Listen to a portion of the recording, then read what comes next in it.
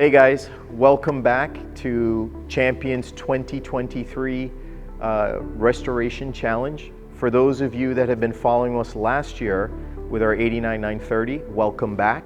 For those that are new, welcome. Today I have our next entry. It's a 1987 930 factory slant nose, a real slant nose with metal panels. And this is going to be our entrance into the challenge.